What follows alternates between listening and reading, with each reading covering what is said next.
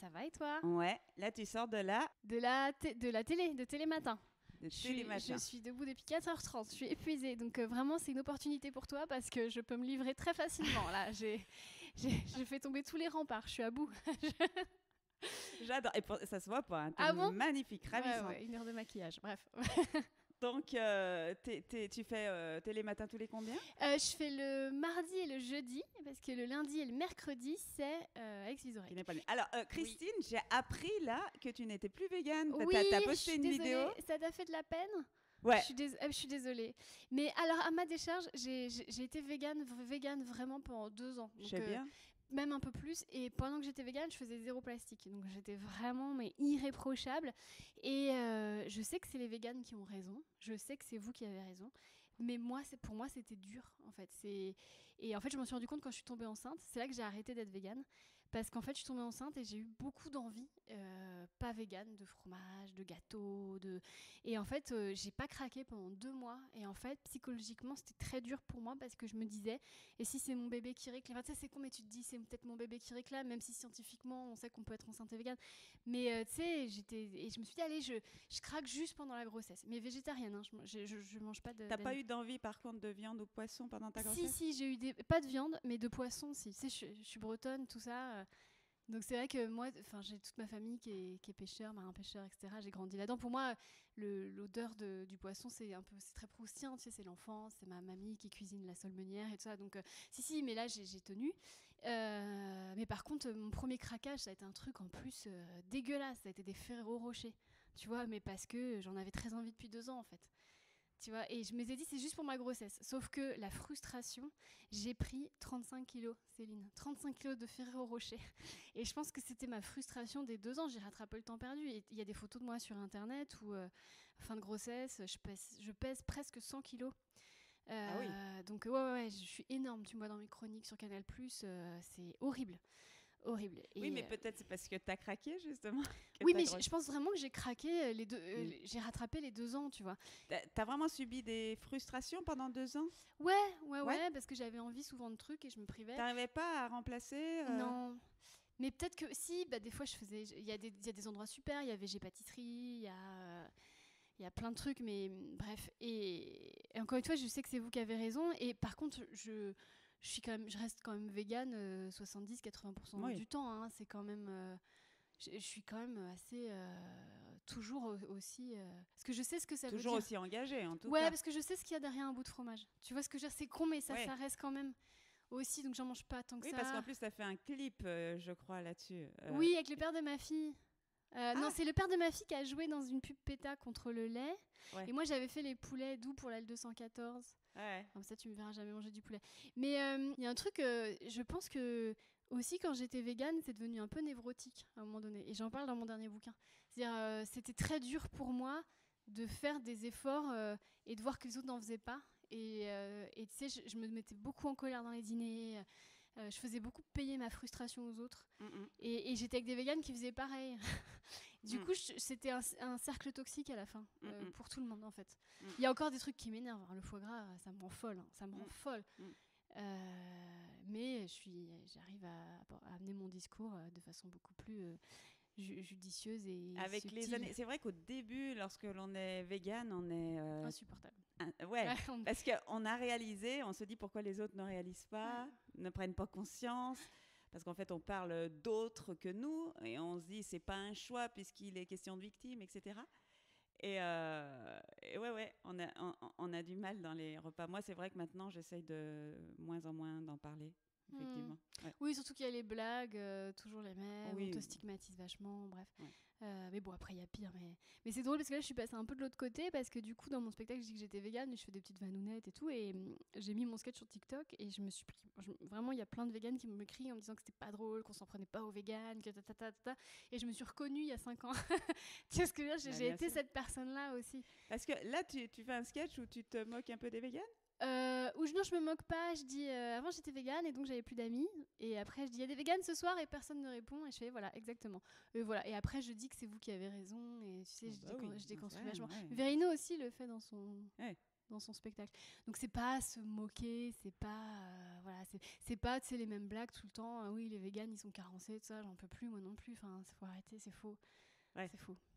Non, là, c'est juste une envie trop forte, quoi, une frustration trop forte qui t'a...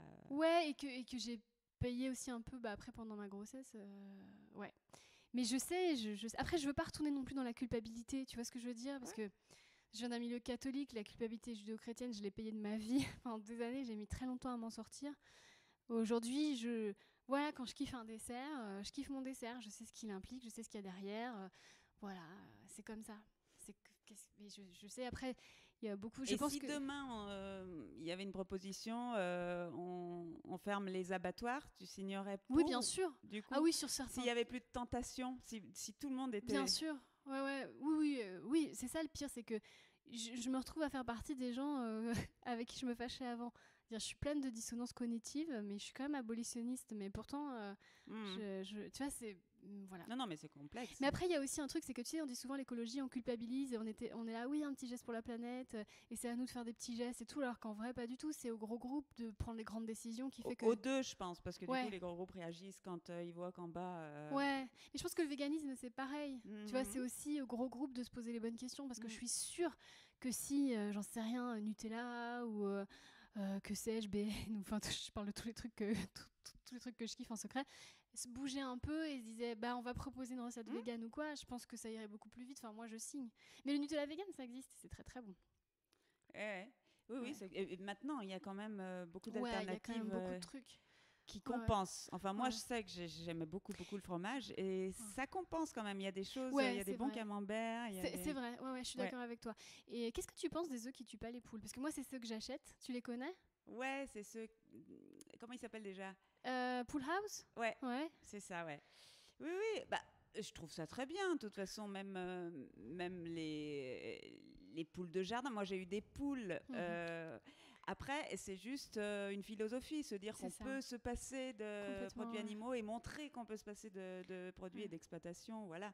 Et puis, à terme aussi, si on mange que des œufs de poules féminins, donc il n'y a pas de coq, il n'y a pas de reproduction, parce que sinon, il faudrait tuer les mâles. Quoique ça commence à changer, ça, le in vitro maintenant. Bon, voilà. Ça veut dire qu'après, la race va s'éteindre s'il n'y a plus que des femelles, plus que des poules. Donc, complètement. Donc, c'est du plaisir de courte durée, dirais-je. Je suis d'accord avec toi. Oui, c'est des arrangements qu'on fait avec soi-même. Oui. Il y a aussi un truc qui m'est tombé sur le coin de la gueule. Là, ça a été très violent. C'est que moi, je voulais que ma fille soit végétarienne chez moi. Et qu'elle mange de la viande et du poisson chez son père et chez ses grands-parents. Enfin, du poisson. On avait dit pas de viande. Et on avait dit à la cantine qu'elle était végétarienne. Et un jour, ma fille, du haut de ses 3 ans et demi, elle vient me voir et elle me dit « Maman, je veux manger comme tout le monde à la cantine. Et en fait, j'ai discuté avec la maîtresse. Le truc, c'est que les enfants végétariens, ils mangent avec les maîtresses, etc. Et après, elle a une phase qui n'est pas encore terminée, où pour me provoquer, elle me dit « Moi, j'aime la viande. Et toi, maman, pourquoi tu n'aimes pas la viande ?» Et quand on est au restaurant, elle me dit « Je veux de la viande. » Mais parce qu'elle voit que ça me touche. Et je lui ai expliqué de façon très crue. Je lui ai dit « Tu sais, les animaux que tu manges, ils vont au ciel. Moi, je veux pas manger des animaux qui sont allés au ciel. » Mais parce qu'elle me provoque, alors je la provoque en retour, tu vois. Non, mais je trouve ça plutôt ça. Oui, je lui dis parce qu'elle me dit « Pourquoi tu manges pas de poulet? Moi, j'aime le poulet. » Et en plus, elle passe par toutes les nuances. Et après, elle me dit « Ne t'inquiète pas, un jour, tu mangeras du poulet. » Elle me fait flipper, tu vois. Mais tu vois, mais parce que ça la travaille. Mais je pense que ça la met aussi, du haut de ses 4 ans, face à sa propre dissonance cognitive. Mais après, je vais pas non plus lui montrer des images d'abattoir, tu vois. Ce sera à elle plus tard. Mais en tout cas, j'aurais essayé.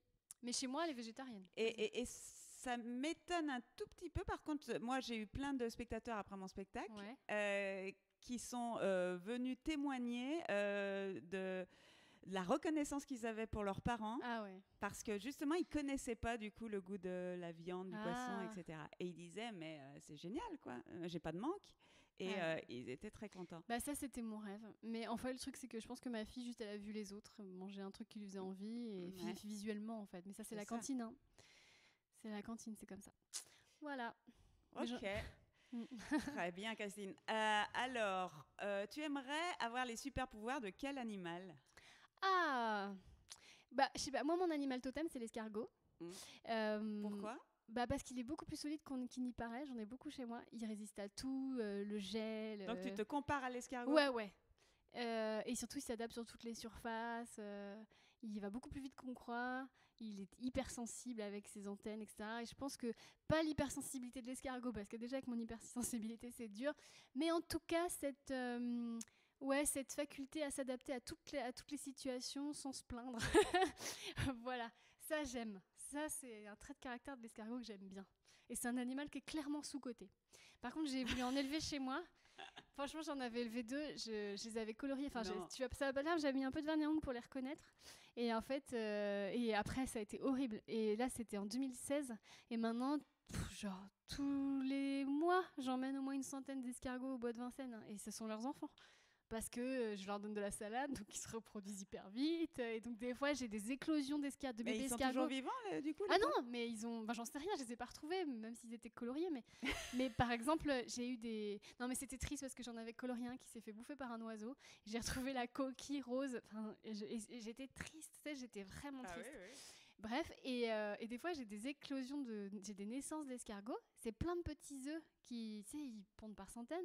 Puis un jour, ça sort de terre, quoi. Et là, tu vois 50 bébés escargots sortir de ton pot de fleurs et tu fais merde. Parce que c'est relou à ramasser, c'est tout petit. Après, il faut les emmener au bois. Par centaines, tu dis? Ah ouais, c'est énorme. Après, tu as un accident de thermos. Non, le pire, c'est qu'après, ils se reproduisent, tu sais, dans des endroits... Par exemple, les escargots ont pondu dans mon sac de terreau. Donc en fait, c'était plus un sac de terreau, c'était un sac de bébé escargot. C'était dégueulasse. Et du coup, j'ai pris le sac de terreau, je l'ai emmené directement au bois de Vincennes. Enfin, je passe ma vie à faire ça en ce moment. Donc, et quand quelqu'un a le malheur d'écraser un escargot, là, je vais fêter mon anniversaire. D'ailleurs, t'es invité dans un mois chez moi. Et c'est vraiment, ça me panique. Les gens vont aller dehors, ils vont écraser des escargots. Ça me rend malade. Est-ce que j'ai répondu à ta question? Ah, mais trop bien. Ok. Trop bien. Par contre, les super pouvoirs, t'as pas répondu. Bah si, c'est de m'adapter à toutes les surfaces, à toutes les situations. D'accord, donc, oui, mais tu les as déjà, ces pouvoirs. Ah, Si tu devais être d'accord. piqué... Ah oui, c'est vrai que je suis l'escargot. Non, mais c'est vrai ce que tu dis. Ah, un super pouvoir. Bah, voler. Je pense que tout le monde doit te répondre ça, non? Non, Non, c'est vrai. mais je la pose pas toujours. Voler, je pense m'envoler. Ouais. Bah oui. Ouais. Ça, c'est un super C'est pouvoir. Ouais. Birdie, ok. Bon, alors, aujourd'hui, tu es humoriste, chroniqueuse, autrice ou auteur, tu dis Autrice. comment? Ouais, je Tu suis dis autrice. C'est c'est important pour toi, le... Bah oui, c'est ni important ni pas important, mais je suis autrice. Voilà. D'accord. Mais c'est surtout, c'est devenu important parce que plus je vois comment ce mot dérange les gens, plus j'ai envie de l'imposer en fait. Parce que si ça te dérange, c'est que c'est pas normal. Enfin, tu vois, c'est. Non, moi, autrice. Ouais, ça me plaît. Et tu utilises aussi l'inclusif? Alors, c'est drôle, j'ai eu une conversation, parce que j'ai un podcast aussi qui s'appelle Livre-Échange, et j'ai eu une conversation avec Henri Levenbroek, qui est un auteur de fantastique, et il disait que autant il adorait féminiser les mots, il adorait le pronom yel, etc. Il trouvait que l'écriture inclusive, c'était nécessaire, mais que ça donnait une impression un peu de message codé. Tu sais, ça coupe C'est l'écrit. difficile à comprendre quand même. Voilà, c'est que ça, il y a Moi, des points. Moi, sur le principe, je suis d'accord. C'est juste que toi aussi, tu es autrice. Et c'est vrai que quand on écrit, il y a une espèce de musicalité comme ça. Et je trouve que le point de l'écriture inclusive, il arrête un peu cette... Mais je la pratique. Enfin, j'aime bien quand elle est pratiquée parce que c'est aussi le témoin, c'est le témoin d'un monde qui change. Voilà, il y a plein de trucs. Je trouve ça super que maintenant on dise plus dans une pièce où il y a 6 femmes et un homme, on dit plus il, maintenant on dit elle. Je trouve ça super. Enfin voilà, mais ça va évoluer. Ah bon? Bah maintenant c'est correct de dire ça, ouais. Ah ouais. Ah ouais, c'est bien ça. Bah ouais. Maintenant c'est français, ouais. Donc je pense que là c'est en mouvement et j'adore le pronom Yel. Je trouve ça très beau. Ouais. C'est mon mot préféré. Il y a une chanteuse qui s'appelle Yel. Ah bon? D'accord. Je crois. Ouais. Mais je trouve ça très beau, cette écriture qui change. C'est fabuleux. Alors, toi, tu as fait des études de journalisme au départ, hein, c'est ça? Alors, moi, j'ai un doc d'histoire de l'art et archéologie. Ouais. que j'ai fait pour faire plaisir à mes parents. Et puis après, oui, j'ai fait j'ai fait l'ESRA, l'école supérieure de réalisation audiovisuelle, encore pour faire plaisir à mes parents. Hein. Vraiment, on était sur un... Voilà, et puis voilà, et puis après c'est parti en couille, voilà. Bah, comme toi, hein. à un moment donné, ça vrille. Mais tu sais, il y a un adage qui dit tout ce que tu fais te prépare à ce que tu es destiné à faire. Et mine de rien, tout ce que j'ai appris à l'ESRA, je m'en sers quand même aujourd'hui. Tu vois, dans le montage, l'écriture de Bien scénar et tout ça. Oui. Donc c'est pas perdu. Voilà. Évidemment. Mais est-ce que tu avais cette envie d'être humoriste depuis tout le temps ou... Ah, mais oui. Ah, d'accord, ce n'est Ah pas là là. arrivé quand même comme ça par Mon hasard. premier souvenir que j'ai, je le raconte souvent quand je fais des podcasts, c'est j'ai 8 ans et je colle sur une page une blague carambar et une copie double, tu sais, je colle et j'écris la suite. Je sais pas pourquoi j'ai fait ça. Ah Vraiment, ouais. c'était une envie que j'avais. Après, j'écris mon premier spectacle à Tu 4... sais qu'ils cherchent des auteurs, des autrices Des- de camembert. Oui, alors ça va aller. C'est vrai que là, je pourrais leur dire ça risque de les impressionner. Mais et après, mon premier spectacle, ma première mini truc de théâtre, j'ai écrit quand j'avais 14 ans et j'avais montré à ma prof de français. C'était une parodie du Titanic, parce que c'était l'époque où le film Titanic était très très à la mode, je l'avais eu 3 fois. Et donc j'ai écrit une parodie du Titanic et ma prof de français a dit bah, c'est rigolo, tu vas la faire à la fête de l'école. Et du coup, bah, premier spectacle que j'ai écrit, joué avec moi, avec mes camarades et tout ça. Enfin, c'est juste dingue. Et là, je me suis dit, bah oui, c'est ça que j'aime faire. Et après, ça a été très dur de l'imposer dans ma famille. C'est-à-dire que vraiment, le métier d'artiste que j'en parle souvent, hein, c'est vraiment une thématique dans ma bio c'est le métier d'artiste chez moi, c'était pire que c'était pire que quoi. Bah, il n'y avait pas pire, hein, c'était Péripatéticienne. ouais, j'allais dire comme prostituée, mais j'ai beaucoup de respect pour les travailleuses du sexe. Ouais. Mais c'était ça, ouais. Et ça remonte à loin parce que ma grand-mère voulait faire du théâtre. Et en fait, elle s'est retrouvée dans un cours de théâtre avec Jean Marais. Et en fait, elle a copiné avec lui, elle a voulu l'inviter à dîner chez mes arrière-grands-parents. Et mes arrière-grands-parents ont dit jamais un saltimbanque ne mettra les pieds chez nous. C'est Jean Marais, Céline. C'est Jean Marais, putain. Et en fait, c'était cet héritage-là en fait, que mon père avait. Et vraiment, quand je parlais de ça, je voyais de la fureur dans ses yeux. C'était pas négociable. C'était. Ah ouais, c'est même pas de l'inquiétude. Ah non, c'était une rage. Mais je pense, maintenant c'est comme ça que je l'imagine, une jalousie aussi. De moi, j'ai pas pu faire ce que j'avais envie de faire de ma vie. Donc je vois pas pourquoi tu le feras aussi. Enfin, tu vois ce que je veux dire? Moi, j'ai pas pris de liberté, on m'a pas laissé prendre des libertés. Donc tu n'en prendras pas non plus. Mon père avait beaucoup de... Avec le recul, c'est au début, tu as juste de la colère, des trucs que tu comprends pas et tout. Mais maintenant que j'ai fait beaucoup de développement personnel et de thérapie, je vois toutes les névroses, tous les manques affectifs que mon père avait. Ça a foutu sa vie en l'air, hein, c'est préoccupant. Parce qu'il faisait quoi? Ils font Il quoi? était chercheur, mon père. Il voulait faire autre chose que chercheur? C'est pas qu'il voulait... Non, je pense qu'il aimait son métier. C'est juste que il avait une envie de reconnaissance qui était démesurée. Il n'y avait pas de place pour lui il pouvait pas célébrer les autres tellement et il avait une telle grande rage d'exister, d'être reconnu parce que ses parents le regardaient pas, donc que ça a complètement gangréné sa vie. Et je pense que le fait que moi je veuille être dans la lumière, ça appuyait vraiment pile poil où ça faisait mal. Et d'ailleurs, ça aurait pu être l'inverse d'ailleurs. Complètement. Et d'ailleurs, il est pas venu ce soir-là quand j'ai fait mon spectacle à la fête de l'école. Il est resté à la maison alors qu'il habitait juste à côté. Tu vois. Eh ouais. Alors, tu as commencé comment? Tu as fait un premier spectacle. C'était déjà du stand-up, toi? Alors, ça a commencé, mais c'est fou. Comme la vocation ne te quitte pas, elle vient te chercher à ta porte, quoi. Si tu vas pas à elle, hein, c'est fou. En fait, donc j'ai fait cette école de l'ESRA, et ensuite j'ai rencontré un garçon, comme souvent. Puis comme souvent, surtout à cette époque-là, on te fait croire, la société te dit que c'est à toi de suivre le garçon. Donc lui, il habitait en Vendée, il travaillait en Vendée, et du coup, je me suis installée en Vendée avec lui. Ah oui, je me souviens. Ouais. C'est là qu'on s'est connus, non? Festival Juste pour rire, je crois. Non, je sais plus. Ouais, par là, moment, ouais. Mais en tout cas, oui. Puis je t'avais fait venir jouer à Lyon, et je crois que tu étais déjà en Vendée. Ou... Ah ouais, c'est vrai. Bah, écoute, bref, en tout cas, donc je trouve un poste de journaliste. Et en fait, là-dessus, tout le monde me dit, il y a le festival, parce que je faisais tout le temps des blagues, j'étais tout le temps dans le bureau, bim bam boum, tatata, et tout ça. Et non seulement le festival Juste pour rire s'installe à Nantes, mais en plus, ils ont une une ramification en Vendée, à La Roche-sur-Yon. Et donc, il y a des spectacles à La Roche-sur-Yon. Et moi, ça me parle, tu vois. Donc, je demande à ma rédac chef, est-ce que je peux aller interviewer François Rollin et tout ça. Et une chose en entraînant une autre, on reçoit tous les dossiers de presse. Et là, je reçois le dossier de presse du concours de jeunes talents. Et c'est quand même fou qui arrive sur mon bureau. Enfin, je veux dire, à un moment donné, plus tu peux pas, quoi. Et je vois qu'on peut encore s'inscrire et tout, et je m'inscris. Je fais, oh putain, qu'est-ce que je suis en train de faire? J'avais jamais écrit une blague de ma vie. Enfin...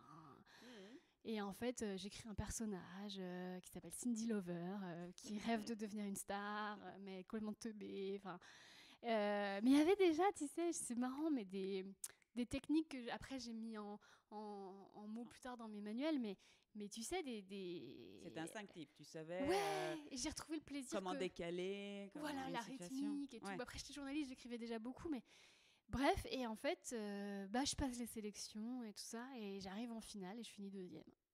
Je vais, ah, c'est quand même fou. Et il y avait qui à côté? Qui c'est qui a gagné? C'était un groupe de musique humoristique qui s'appelait Jawen et les Rouflaquettes. Je sais pas si ça te dit quelque chose. Non.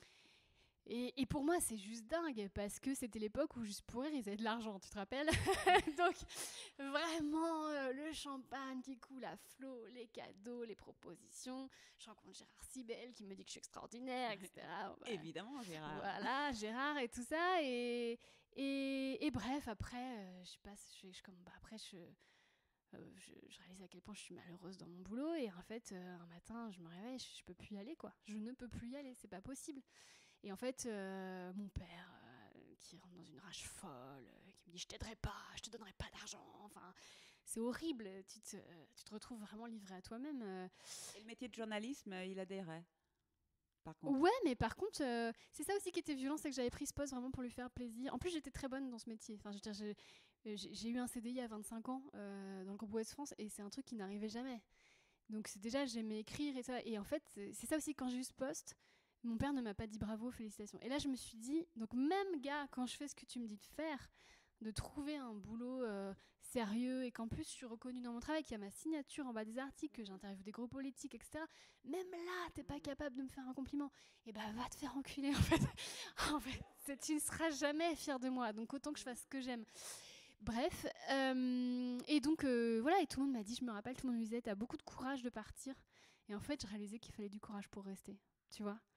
Et après, comme on dit, je suis montée à Paris, et là, ça a été, Donc tu quittes tout du jour au lendemain. Ouais, en fait. ouais, je quitte Stéphane, je quitte mes chats, c'est ça a été ça le plus dur, c'était de quitter les chats, ça n'a pas été de quitter Stéphane. Mais ouais, et puis après, je vivote, quoi.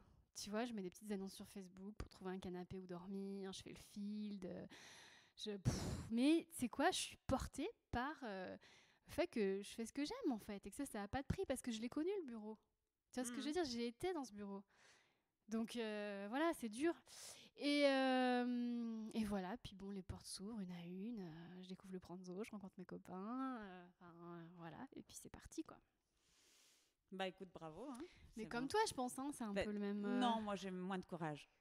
Ah ouais. oui? Ouais. Non, moi j'avais... ouais. Toi, t'es restée à Lyon? Je suis restée à Lyon, j'ai jamais cherché plus. Et puis j'ai bien attendu d'avoir mon statut, Ouais. etc. Non, bravo, tu as Écoute, oui, mais toi, t'as le courage de rester végane, tu vois. Donc chacun met son courage où il peut. Non, c'est vrai. C'est ça. Ton premier spectacle, oui, c'était quoi ton premier spectacle? Oh là là, il y en a eu plusieurs. Hein. J'ai commencé. Plusieurs premiers spectacles. Ouais, premier coup d'essai. Il y a eu le premier spectacle, c'était la pin-up du mois, ou du mois MOIS, où je faisais un sketch, le sketch de janvier, le sketch de février, et en fait à chaque fois j'enlevais un vêtement, mais à la fin je finissais en maillot de bain sur scène. Ah bon? Ouais, je faisais ça. Je sais pas. Ouais. Quand même, un besoin de. Un besoin de te découvrir. Ouais, de s'émanciper. Pour moi, ça signifiait beaucoup, ouais. Voilà, après j'ai pas mal tourné. Après c'est un peu le même spectacle, que tu tournes, tu changes le nom, tu modifies, Oui. Mais c'est surtout qu'en parallèle, j'ai eu une vie d'auteur, une vie de chroniqueuse qui se dessinait beaucoup. Donc c'est ça, on va en parler. Ouais, il y avait autant la scène. Ouais, parce qu'en fait mon premier. Parce qu'en scène, pardon, excuse-moi, mais en scène après, as été pas mal en troupe aussi. Tu as fait le Connasse Comedy Club. Alors oui, il y a le Connasse Comedy Club, il y a le Jamel Comedy Club. Le Jamel Comedy Club, le stand-up comedy. Là, c'est maintenant. Oui, c'est vrai. J'aime bien cette T'aimes culture. bien être en Ouais, j'aime en bien. troupe. Mais c'est les troupes qui viennent me chercher. Hein. C'est-à-dire que le Jamel Comedy Club, c'est un rêve, hein, bien sûr.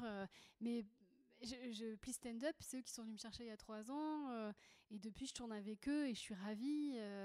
Mais c'est un vrai réconfort.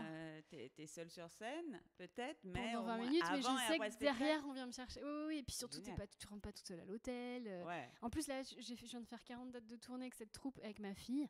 Je peux te dire que c'était extraordinaire, parce que les filles gardent ma fille pendant que je suis sur scène. Après, c'est fou. Ouais. Et on vit des moments incroyables avec cette petite fille qui fait nos premières parties maintenant. Donc, c'est trop bien. Et maintenant, quand elle joue avec ses Barbies, je l'entends faire des spectacles. J'entends dire « Et maintenant, Nicole Ferroni !» C'est génial. Voilà. Et ton nouveau spectacle, là, ça parle de quoi aujourd'hui, alors, celui? Parce alors, que là, tu es en train de tourner, hein, dans ouais, un je viens de commencer la tournée. En fait, ce qui s'est passé, c'est que moi, j'avais arrêté la scène pendant longtemps. J'ai eu une expérience malheureuse. C'est de la faute de personne, mais je pense que erreur stratégique. C'est-à-dire qu'en fait, je faisais partie de la troupe du Jamel Comedy Club et j'étais au point virgule en même temps et je remplissais le point virgule. C'est pas très grand le point virgule, mais je remplissais grâce au Jamel. Je faisais les premières parties de Bérangère Krief, ça me ramenait beaucoup de monde. Donc voilà, et là-dessus, la prod de Jamel, ils voient ça, ils font attends, elle fait partie de la troupe, son spectacle il marche bien, tu sais quoi, on va la signer. Moi, j'étais ravie de signer avec Jamel, vraiment c'était cohérent en plus, voilà. Sauf que du jour au lendemain, ils m'ont fait arrêter le point virgule, ils m'ont fait arrêter les premières parties de Bérangère parce qu'il n'y avait pas d'assurance, tout ça, tu sais, tu rentres dans des trucs hyper administratifs et tout. Pourquoi? Il faut une exclusivité quand t'es au Jamel? Non, mais c'est pas ça, c'est qu'en fait, quand t'es dans une prod, tu peux pas faire de première partie sans être payé. Et la prod de Bérangère, ils payaient pas les premières parties, c'était de la dépanne. Mais le point virgule? Le point virgule, en fait, ils voulaient faire du développement. Donc en fait, leur culture à eux, c'était d'arrêter le spectacle, de penser un truc un peu marketing et de me remettre sur scène 6 mois plus tard. C'était ça en fait leur truc. Et puis se passent les 6 mois, et puis je devais faire le marécage du rire, et en fait non, parce que t'es pas prête. Mais du coup t'es un peu vexée, tu te dis mais pourquoi je suis pas prête? Voilà, et au final, ça s'est fini quand ils m'ont programmé au Jamel Comedy Club en septembre, à 3 jours de la date, j'avais pas de résa. Et là, ça a été très violent. Ça a été vraiment très violent, d'autant plus que j'avais Europe 1. J'avais fait le studio Bagel aussi, où j'étais auteur et je jouais dans les sketchs. Et là, je me dis, je suis nulle. En fait, j'ai pas réussi à capitaliser ce que j'avais, alors que je capitalisais très bien avant de signer avec eux. Encore une fois, c'est de la faute de personne. Eux, ils ont fait ce qui leur semblait bien au moment où ils l'ont fait. Voilà, donc je sais pas ce qui s'est passé. Tu penses que c'était pas forcément la bonne route? Non, puis je pense aussi que moi, j'ai voulu me Jamel Comedy Clubiser. C'est-à-dire que, en fait, je suis devenue une humoriste que j'étais pas. C'est-à-dire qu'en fait, j'étais beaucoup trop influencée par les gens avec qui j'étais dans la troupe. Et Younes et Bambi, Jason Brokers, Redouane Arjan, je voulais faire comme eux, j'ai oublié d'être moi. Après, je voulais tellement sauver ma peau sur scène, quand on faisait des zéniths et tout ça, que j'allais peut-être chercher le rire facile, plutôt que d'aller chercher vraiment moi ce que j'avais envie de raconter. Tu vois. Et là, ça a été dur. Et donc là, on est en septembre 2016, je rends mon contrat avec Jamel, donc je quitte la troupe aussi, la troupe avec laquelle je suis depuis 4 ans, donc là tu quittes vraiment une famille. Je me retrouve, je suis à Europe 1. Donc c'est délibéré, c'est toi qui j'ai préféré, mais ce qui était bien, c'est que j'étais avec Nikos sur Europe 1, donc ça c'était cool de bosser avec Nikos Aliagas, parce que c'est quand même un grand monsieur de la télé, et ça me gardait quand même une certaine, une crédibilité artistique un peu. Surtout que je faisais des beaux portraits, Jean Dujardin, Gad Elmaleh et tout, donc ça me permettait aussi d'avoir... C'était quelle émission? C'était Sortez du cadre. D'accord. Donc voilà, j'étais dans une émission de télé qui me plaisait moyen parce que j'étais pas prête, avec Dev, le dimanche sur France 3. Bref, mais du coup, plus de scène pendant 2 ans. Parce qu'au moment où je remonte sur scène, je me retente un truc, la nouvelle scène, bam, la pandémie. Donc vraiment, j'ai eu le temps de faire 3 dates, quoi. Donc là, vraiment, ça commence à faire un sacré paquet de temps que j'ai pas tourné. Et ce spectacle, il est né de quoi? Il est né qu'entre septembre 2016 et maintenant, on m'a quand même commandé des émissions de télé, on m'a demandé de faire le Pana, on m'a demandé de faire Canal+ et tout. Donc j'ai quand même écrit des sketchs. Et j'ai tourné un peu avec Please Stand Up. Et du coup, je me suis retrouvée quand même avec de la matière. Et même si ça a été quand même pas mal diffusé à la télé ou sur Rire et Chanson ou quoi. Donc c'est pas tout nouveau? En fait, si, c'est nouveau dans le sens où ça n'a jamais été joué dans un truc de 1 heure. Tu vois ce que je veux dire? Mm, mm. Mais il y a les sketchs que j'ai faits pour le Paname sur France 2. Donc évidemment, ils ont été réécrits, améliorés, etc. Il y a 2-3 sketchs qui traînent sur les chansons. Voilà, donc pour moi, c'est une création de ces textes-là vont ensemble comme ça. Et il y a des trucs inédits, bien sûr. Des trucs que je teste encore, hein, c'est pas fini. Parce que là, c'est vraiment la tournée. J'aime pas dire ça, la tournée de rodage, mais le spectacle est quand même bien abouti. Mais voilà, Tu kiffes? Ouais, je kiffe. Je kiffe agréablement. Je pensais pas que ça allait prendre aussi bien. Parce que je crois que j'étais restée sur mon échec de mon spectacle avec Jamel. Où vraiment je joue. Parce que j'ai quand même joué un petit peu au petit gymnase et ça marchait pas du tout. Et j'avais ce souvenir d'enchaîner les bides. Je me sentais très mal dans ma peau. Et j'ai gardé ce souvenir-là de la scène, en fait. Et là, quand j'ai fait ma première à Lille au Spotlight, que tu connais, vraiment, petit carton, quoi. Et là, j'ai fait « Oh, putain, je suis en train de retrouver mon plaisir. C'est trop cool. » Tu vas venir jouer à Lyon, là, non? Alors, je vais venir avec Please Stand Up, je crois, bientôt. Non, attends, je sais plus. J'ai un souvenir incroyable du Boui Boui. J'avais fait 2 mois il y a longtemps, mais c'était genre en 2012, je pense. Ouais, je sais qu'on doit faire l'espace Gerson avec Please Stand Up. Je sais pas, mais j'ai une prod maintenant, hein, donc c'est eux qui cherchent, c'est eux qui trouvent. Hein. Je découvre mes dates sur l'agenda au fur et à mesure qu'elles se mettent. Mais ouais, je vais jouer à Toulouse, à Nantes. Qu'est-ce qu'on a encore? Je sais même plus. Bruxelles, Genève. Ouais, je suis contente, je suis ravie. Et après, tu as une programmation parisienne de prévue là, déjà? Là, c'est... Ouais, je vais pas, j'ai pas signé encore, donc je dis rien, mais ouais. Okay. Probable que je retourne au point de départ début 2023. C'est au point virgule, quoi. Là où tout a commencé, quoi. Bah ouais. Comme ça, la boucle est... Et comme ça va tout a commencé. Recommencer. Bien sûr. Voilà, les choses où je les avais laissées. Ouais, tout à fait. Okay. Surtout que c'est là-bas que j'ai rencontré le père de ma fille. Ça, c'était vraiment une époque incroyable, quoi. Je faisais salle pleine, je sortais, j'étais dans les loges, j'étais folle amoureuse de ce mec que je venais de rencontrer. Enfin, tu vois, c'est le point virgule, c'est chargé d'une tellement belle énergie pour moi que toi aussi, je crois. Hein. Ah, j'ai pas beaucoup joué, moi, non. Ouais. Oh, j'ai juste fait 2-3. Mais moi, j'ai pas beaucoup joué sur Paris. Hein. Ah, c'est vrai? Non. Ah, mais pour moi, j'allais dire une veille de la veille, mais non, c'est pas très sympa. Aussi, mais... Oui, ça oui. Mais pour moi, t'as toujours été là, quoi. Ouais. Tu fais partie des meubles de tous les théâtres, pour moi. Tu vois. J'ai envie de parler de tes livres, parce que c'est vrai que t'écris... Moi, déjà, je t'avais bien découverte quand tu faisais ton blog. J'aimais beaucoup. Sur MySpace? Je sais plus, tu faisais un blog. Ah oui, sur les... Sensuel. Ouais, c'était... j'avais commencé sur MySpace, et après, il y avait un magazine qui me payait vraiment 3 francs 6 sous pour écrire sur les rapports amoureux, ouais. Ah ouais. Ah, c'était il y a longtemps, hein. Ouais, c'était il y a très longtemps, mais je me rappelle, je m'étais dit, tiens, elle écrit vraiment bien. Ah c'est gentil, ça me fait plaisir, ça me touche. Donc, t'es légitime pour écrire des livres. Non, parce que tout le monde l'est pas, je trouve. Tout le monde veut écrire des livres aujourd'hui. Ouais, je sais pas.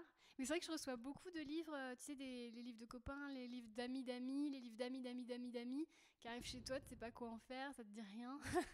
Et c'est vrai que beaucoup de gens écrivent des livres, ouais. Mais des fois, c'est bien. Puis des fois, bon. C'est ça.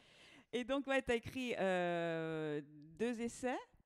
Ouais, j'ai 2 manuels d'écriture humoristique qui sont nés de la nécessité, hein, vraiment, parce que j'étais dans des pôles auteurs où j'avais pas le niveau. Donc au début, j'ai commencé à prendre des notes pour moi. Et puis, je me suis rendu compte que ce que j'écrivais, ça avait du sens.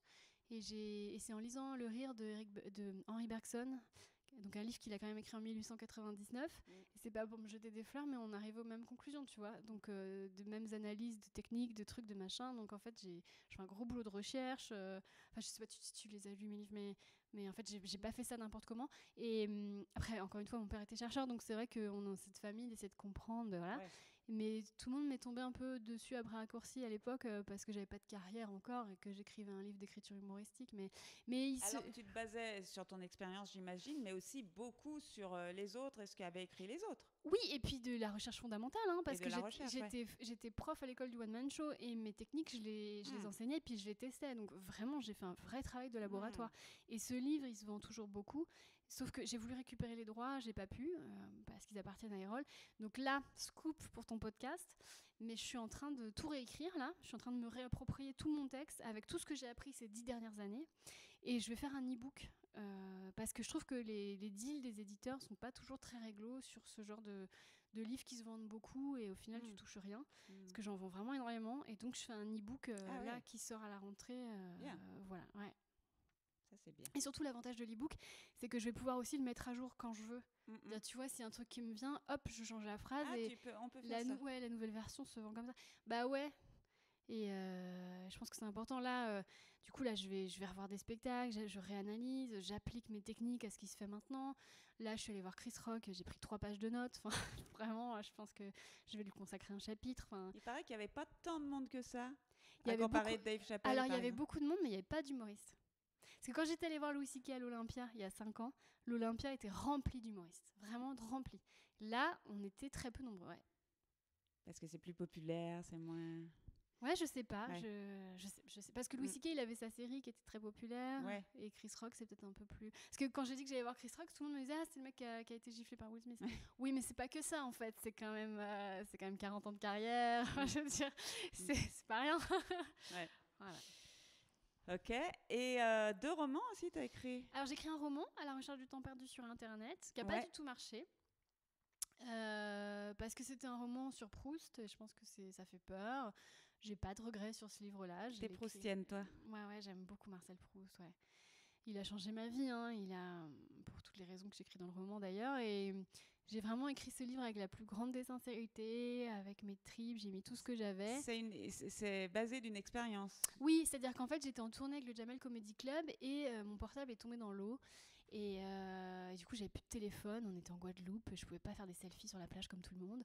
Mais j'avais le premier tome de La recherche du temps perdu dans mon sac. Mais je l'avais dans mon sac depuis 6 mois, Céline. C'est-à-dire, en fait, je ne l'ouvrais pas parce que j'avais pas envie. Parce que Proust, ça me faisait peur. Et puis là, j'ai commencé à lire sur la plage et je l'ai fini le lendemain. Parce que ça a été là, vraiment, je me suis fait un ami, quoi. Et après, j'ai lu... La recherche, c'est long, hein, c'est 5000 pages. J'ai mis 6 mois. Et puis après, j'ai dit, il faut absolument que j'écrive sur ce Moi, book, j'ai lu que le premier pour l'instant. Mais déjà, c'est énorme. C'est énorme, Céline. Tu te rends pas compte. La plupart des gens s'arrêtent à la 10e page. Ouais. Non, mais parce que c'est fou, oui, effectivement. Tout ce qu'il peut te dire de ce que l'on ressent tous. Ah, mais il est connecté. C'est dingue. Il est connecté à une autre dimension. Et il est très drôle. Enfin, je pense qu'il aurait pu faire du stand-up. Mais c'est dommage parce que À l'ombre des jeunes filles en fleurs, moi, c'est mon tome préféré avec Le temps retrouvé. Je vais le lire alors. C'est lui qui a eu le prix Goncourt. Il est vraiment... Là, pour le coup, tu le lis l'été, c'est parfait. Là, c'est la saison pour le lire en plus. Donc, ouais. Ok. Donc, ton livre, c'est que tu expliques que grâce à ça, parce que ton portable est tombé dans l'eau, tu peux... Et tu fais des connexions là-dessus? Oui, c'est-à-dire qu'en fait, Proust, je me rends compte que les personnages de Proust, ce sont les personnages de ma vie aussi. C'est-à-dire que tous les portraits qu'il a dessinés, les influenceurs... Celui qui n'aurait pas lu du tout de volume de Proust, en lisant ton livre quand même, a quelques références, clés, etc. Oui, donc, c'est déjà une bonne raison d'acheter ton livre. Ah, c'est gentil de dire ça, c'est gentil. Oui. Bon, après, il est plus édité. Il a eu un succès d'estime. Il a passé la barre des 1000 ventes et il paraît que c'est rare pour un premier roman. Donc, j'en suis ravie. J'ai eu un très bel article dans le Figaro littéraire. Et ça, franchement, pour une humoriste, c'est quoi? Ouais. Franchement, c'était pas un article dithyrambique, mais quand même, la dame, elle disait que c'était bien. Et tu sais quoi, quand tu es humoriste et que tu fais des blagues et tout ça, je pense que ce roman, je suis contente de l'avoir édité juste pour ce papier. Parce que je me suis dit, putain, c'est que quand même... moi, je vais l'acheter, je ne l'ai pas lu. Je vais te l'offrir parce que j'ai 20 exemplaires invendus chez moi. Tu aurais dû me dire, parce que personne n'en veut. La prochaine Pourtant, fois le pitch, il est excellent. C'est gentil de me dire ça. Et la prochaine fois qu'on se voit, je te l'amène avec plaisir. Ouais, j'en ai offert à l'Académie d'humour. Tellement j'en avais, j'ai offert un roman à toute l'Académie d'humour. Je pouvais couvrir à tout le monde, donc tu vois. Voilà, parce que tous mes invendus. Et après, donc j'ai publié donc le livre que j'ai écrit pendant le confinement, le jour où j'ai réalisé que la personne toxique c'était moi. Alors ça c'est assez surprenant quand même. Tout le monde a dit ça. Oui, parce qu'alors c'est pas toi qu'on imaginerait toxique du tout.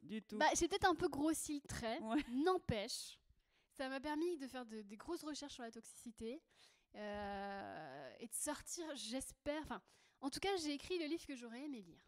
Tu vois, parce que je trouve que la toxicité, c'est quelque chose d'encore assez tabou. Moins maintenant. Mais je me suis fait plaisir à écrire vraiment ce que j'avais envie d'écrire. Et ça prend bien. Voilà.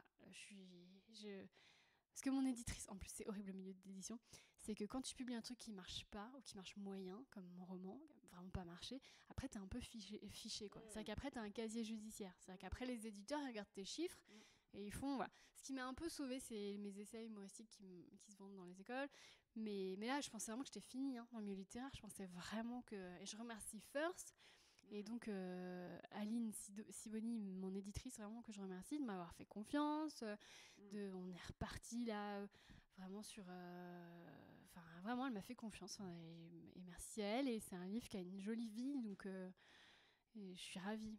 J'ai retrouvé ma dignité littéraire. Ah, c'est bien. Et surtout, tu as un nouveau projet d'ailleurs. Oui, ouais, je t'en ai parlé avant l'enregistrement. Là, je suis en train d'écrire sur les applis de rencontres. Voilà. ouais, c'est un peu compliqué. Ça va être bankable. C'est un peu comme la toxicité. Je sais pas. Je préfère parce que tu testes. C'est ça, tu te sers de ton expérience. Je suis en train de faire une étude sociologique des applis de rencontre. Mais après, je pense que c'est aussi ça mon ADN. Je me rends compte. C'est pas d'écrire du roman et tout, c'est d'analyser des trucs. Tu vois, mes manuels d'écriture humoristique, j'ai analysé l'écriture humoristique. Le jour où j'ai réalisé que la personne toxique, c'était moi, j'ai analysé la toxicité dans ma vie. Là, j'analyse l'amour. Alors, ça passe pas que par les applis. Si tu savais, je peux pas spoiler de quoi sera fait mon livre, mais là, en fait, je fais tout ce qu'il faut faire à Paris pour rencontrer quelqu'un. Et je me fais mal. Putain. Après, comment monter sur scène, comment rencontrer quelqu'un. Ouais, mais je donne de ma personne. Et Et ça va qu'il y a des belles personnes, comme les amis, des gens comme toi, et tout ça, parce que je pense qu'on peut on peut perdre foi en l'humanité. C'est un milieu qui est très violent. On cherche l'amour, c'est la chose la plus noble qui peut exister, c'est l'amour. Et pourtant... Tu y crois quand tu y vas sur ces sites de rencontre, tu cherches l'amour, tu crois le rencontrer. Je suis obligée d'y croire pour ma démarche. Et c'est ça qui me donne la force. Parce que c'est ce que j'écris. C'est dur d'aller à un premier encart. C'est dur, tu vas avec ta boule au ventre, tu prends sur toi. Là, c'est dur. Là, tu vois, là, ça fait un mois que j'ai commencé. J'y emploie vraiment tout mon temps libre pour le bouquin. C'est pas que j'ai absolument envie de rencontrer quelqu'un. C'est vraiment pour le livre. Je multiplie les rencontres. Là, je suis épuisée, Céline. C'est dur. Même là, un mec qui me plaît vachement, ou vraiment, je vois, ça match trop, d'y aller, là, c'est violent, quoi. Mais je m'accroche, je commence, voilà, comme avec mon livre de manuel d'écriture humoristique, de dégager des tendances, des trucs, de comprendre des choses. Et je me dis, c'est bien parce qu'un mec, une fille qui va lire mon bouquin, peut-être elle sera mieux armée, quoi. Oui, il sera mieux armé. Je pense à ma fille quand elle aura 15 ans, qu'elle va commencer à dater. Tiens, je vais regarder dans le livre de maman. Ah, tiens, elle a découvert ça. Quoi qu'elle a le spécimen à la maison. Oui, c'est vrai. C'est vrai, je pourrais lui expliquer. Mais quoi que non, parce qu'il faut qu'elle fasse des erreurs comme nous tous. C'est par les erreurs elle veut que tu rencontres quelqu'un, ta fille? Elle me dit tout le temps, maman, on va te trouver un prince. Et à chaque fois, je suis hétéro, mais j'essaye de l'éduquer, lui ouvrir l'esprit. Donc je lui dis, une princesse, je peux également rencontrer une princesse. Et elle me dit tout le temps qu'elle épousera une princesse. Et toujours, elle me dit, maman, on va te trouver un prince. Donc je suis contente parce que ça veut dire que ça lui fait pas peur de ne pas m'avoir pour elle toute seule. Donc ça, c'est cool. Bon, super projet, Christine. Tu as aussi, donc on n'a pas parlé trop des chroniques radio, des chroniques télé. Ouais. Tu t'éclates dans les deux? Ouais. Oui. T'aimes mieux quel média? J'ai pas de... Là, tu vois, mine de rien, je fais des chroniques depuis 2010. Pendant le confinement, j'avais fait une vidéo pour fêter mes 1000 chroniques.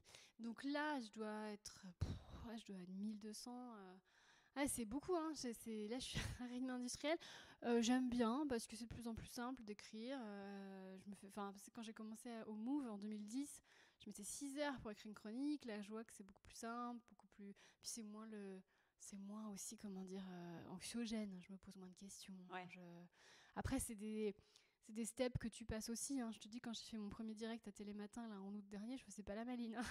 Mais après, c'est bien de voir que après tu vas parler devant des millions de gens comme tu vas acheter du pain. Tu te dis, allez, c'est cool en fait. Donc, c'est quoi la prochaine étape? C'est quoi après? Encore après? Et j'imagine c'est un exercice qui devient de plus en plus facile, effectivement. Ouais. Et puis des fois il y a des difficultés qui se posent. L'autre jour, je me suis fait engueuler parce que j'ai fait une blague sur Darmanin. Je me suis fait reprendre en direct. Bon, c'était pas agréable, mais je me dis, allez, Christine, t'apprends, voilà. Oui, parce que tu as quitté Europe 1 pour ne pas la citer, parce qu'on t'a censuré. Ouais, on a voulu me censurer une blague sur Zemmour, Ouais. Mais là, Télématin, ils m'ont pas censuré, ils m'ont engueulé en direct, c'est pas pareil. En direct. J'aurais préféré 1000, parce que je l'ai dit, ma vanne. C'est après Thomas Soto qui a dit, Christine, il y a eu un jugement. Arrête de dire que Darmanin, c'est un violeur, parce qu'il m'a pas dit ça comme ça, mais arrête de dire que Darmanin est coupable, parce qu'il y a un jugement, il est pas coupable. Après, la place n'était pas au débat. Mais voilà, chacun a exposé son point de vue.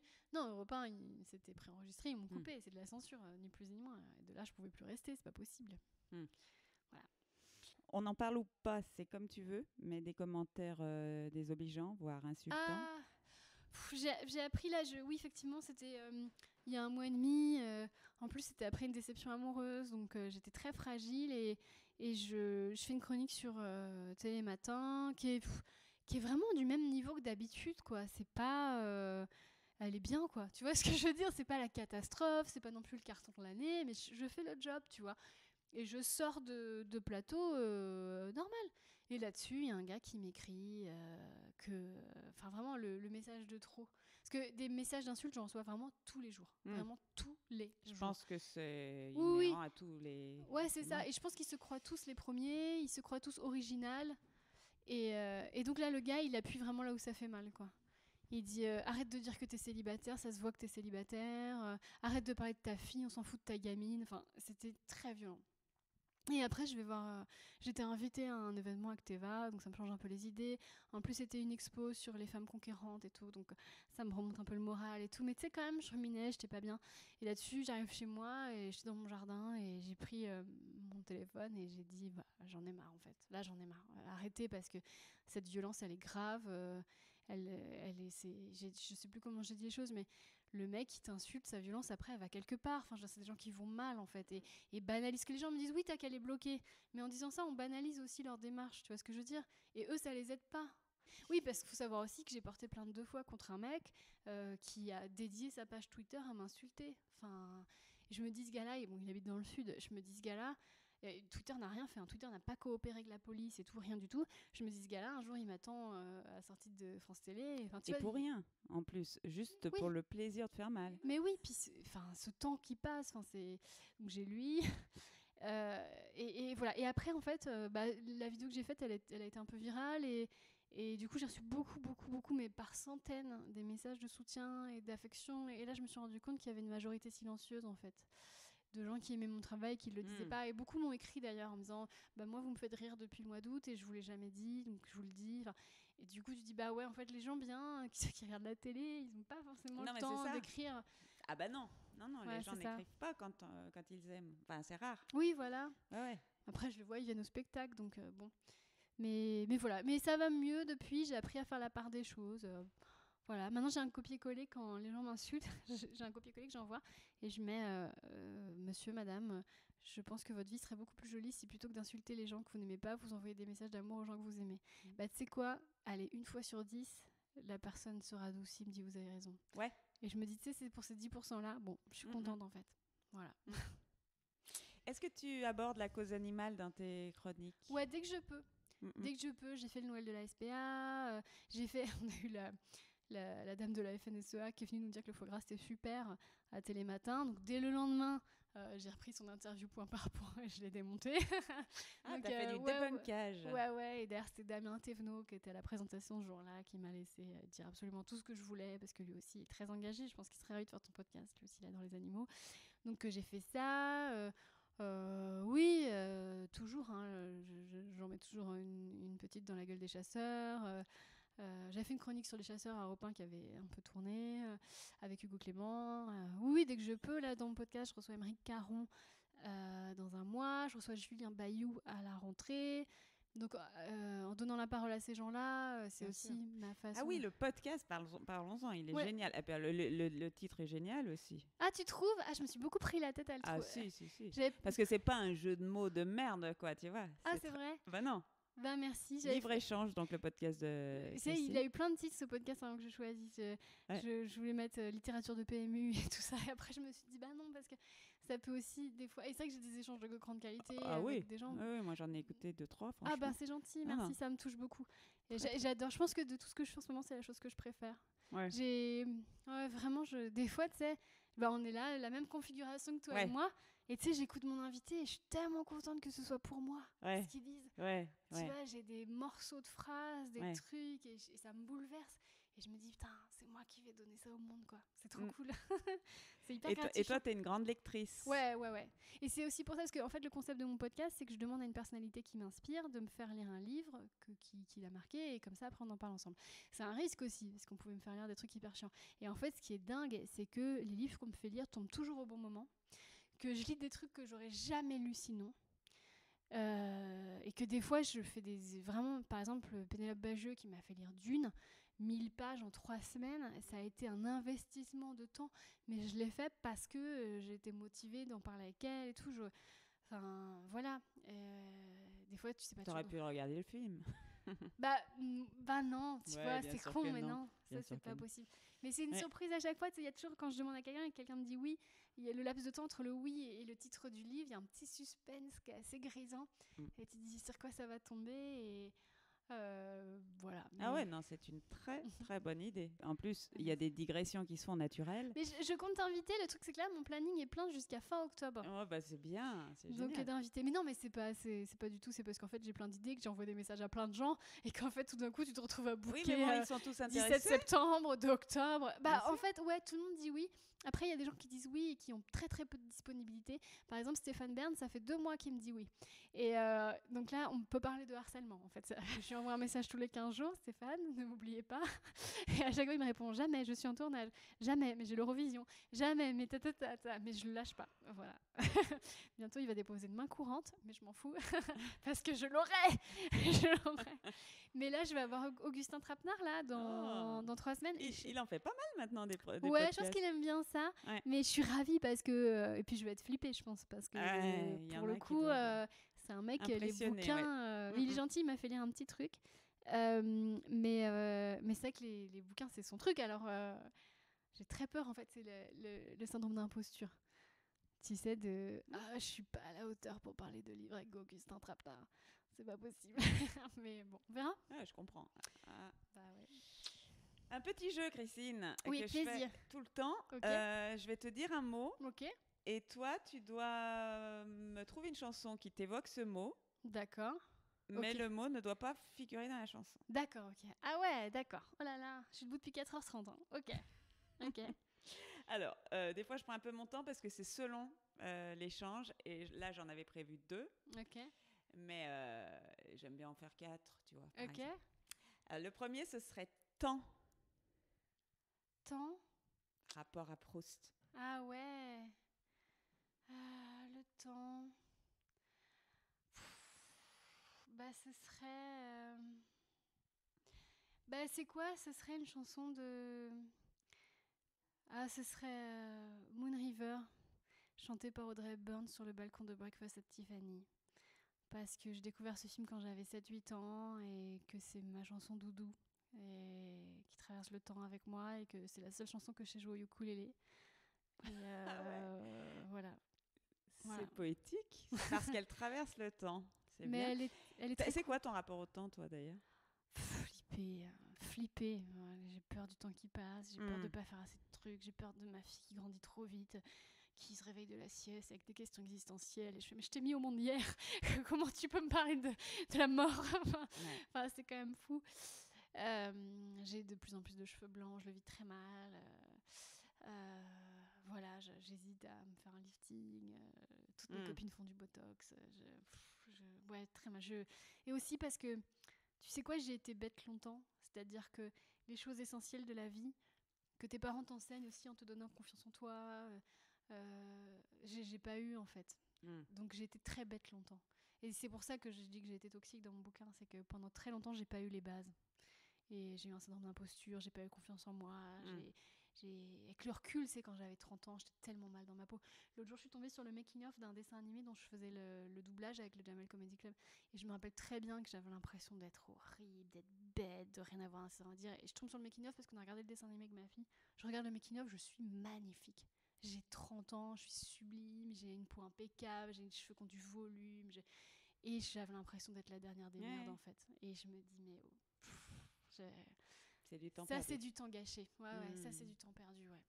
Je pense que j'aimerais bien enseigner à ma fille, tu vois, gagne du temps en t'aimant, en fait, dès le début. Tu vas gagner tellement de temps en t'accordant du crédit, en te faisant confiance, en allant jusqu'au bout de toi-même. Enfin, faut dire ça aux jeunes, quoi. C'est important, c'est hyper important. Bref. Tu nous la chanterais pas un petit peu, cette chanson?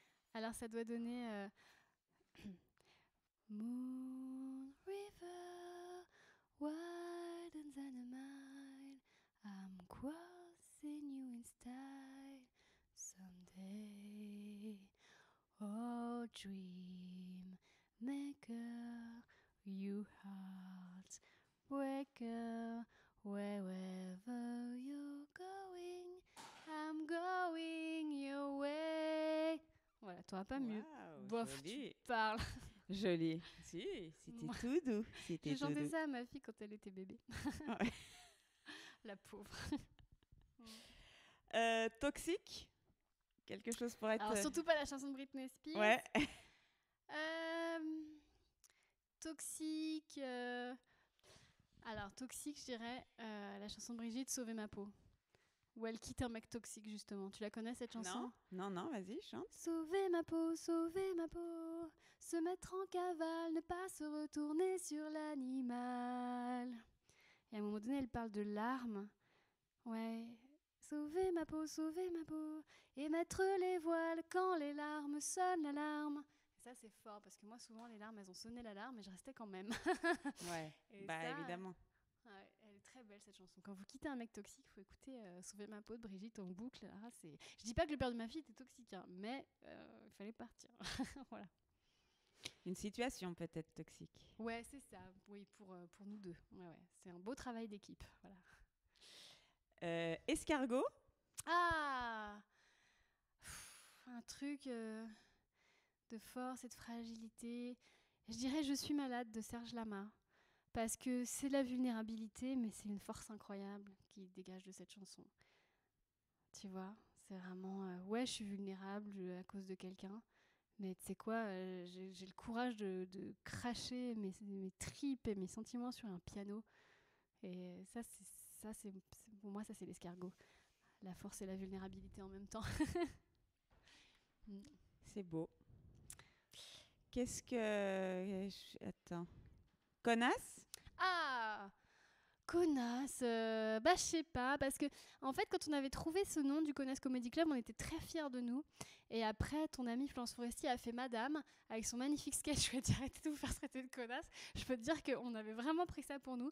Et après, on s'est dit, je pense que c'était une. Est-ce que c'était pas aussi Anne-Sophie pour le coup? Non, elle avait pas écrit. Elle a fait le livre juste après le. Parce qu'en fait. Ah, mais c'était juste après le. Ouais, on a fait le Connasse Comedy Club avec Anne-Sophie Girard, Bérangère Krief, Nadia Rose et donc moi. Juste après, Anne-So, ça lui a donné l'idée du livre La femme parfaite est une connasse. Et après, donc, il y a eu. Et après, je pense que le mot connasse, il est devenu désuet. C'est-à-dire, grâce à Florence Foresti ou grâce à d'autres, peut-être aussi, on avait beaucoup bouffé du connasse avec Camille Cotin et tout ça. Au bout d'un moment, je pense que c'est un mot qui nous a fait rire, tu vois, des années 2000-2010. Et après, voilà. Et maintenant, je pense que l'air est à la sororité. Vraiment, je le ressens beaucoup, ça. Et je pense maintenant, une femme peut plus traiter une autre femme de connasse. Je pense que maintenant, on a ensemble, il y a le mouvement MeToo qui est passé par là. Ouais. Je trouve qu'il y a un truc tacite entre nous. Et que je vivrais très mal le fait qu'un homme traite une femme de connasse. Je pense que ce mot, il est devenu ringard, en fait. Il appartient plus du tout à mon époque, je trouve. Donc, une chanson pour dire connasse, bah non, non, je sais pas. Non. Ou alors une chanson que tu n'aimerais pas, pour le coup. Ouais, ou une chanson qui parlerait de l'ancien temps. Peut-être... Je vous parle d'un temps que les moins de 20 ans ne peuvent pas connaître. On se traitait de connasse et ça nous faisait plaisir. Voilà, c'est ça. Parce que le pas tant dans ce temps-là. L'époque du Connasse Comedy Club, effectivement, c'est un temps que les moins de 20 ans ne peuvent pas connaître. Ouais. Et ouais, c'est ça. Bon, génial. Pour finir, est-ce que tu cuisines un peu? Oui, j'ai pris des cours de cuisine végane, tu penses bien.